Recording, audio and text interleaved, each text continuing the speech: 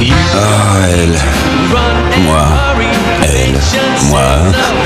Nous. Au départ, le film devait s'appeler Ma vie sans Meg Ryan. Oui. Donc c'était un personnage qui était quand même inspiré de Meg Ryan dans les comédies romantiques dans lesquelles elle a joué. Et donc Marc Jibaja, c'était un peu la condition sine qua non au début, c'était il va falloir te couper les cheveux et te Meg Ryaniser un petit peu. Donc moi je trouvais ça très rigolo. Ça m'excitait beaucoup de me dire que j'allais changer de tête parce que je trouve que ça fait partie vraiment des plaisirs de notre métier. D'abord, c'était très agréable. Oh, merci. Mais pour moi aussi. Hein. Donc je me suis dit que c'était dommage de ne pas continuer à... Et puis en même temps, tu veux pas d'une relation sérieuse avec une femme. Bon, bah, ça tombe bien parce que t'es pas du tout mon genre. Au début, c'est un personnage qui vient de se faire larguer par sa copine, donc qui est désespéré, qui retourne vivre chez ses parents à 35 ans quand même, donc ça aussi c'est un peu désespérant.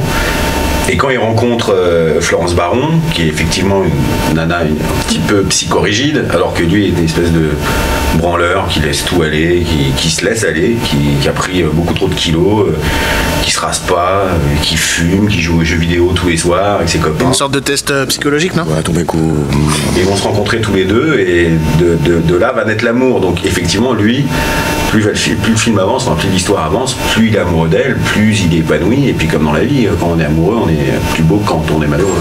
Et il y a des coefficients évidemment pour les qualités. Évidemment. Par exemple, ah oui, non-fumeur que 4.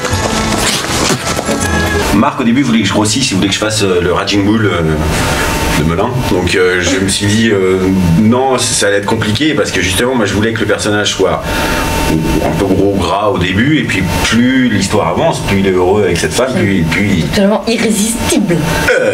Donc en fait j'ai fait des faux ventres. Enfin, j'ai fait faire des faux ventres, un gros ventre, un ventre moyen et puis pas de ventre du tout quand il est à la fin du film ou quand il est très très content. Enfin, bon. C'était une violoniste de jazz. Je vous ai dit qu'elle était violoniste de jazz? Oui.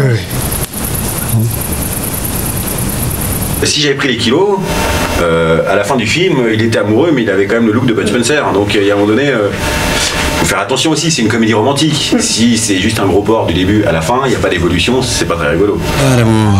Vous y croyez, vous, à tous ces clichés romantiques? Mais bien sûr, vous y croyez. Car comme moi, vous avez sûrement rêvé un jour d'une rencontre dans un endroit magique.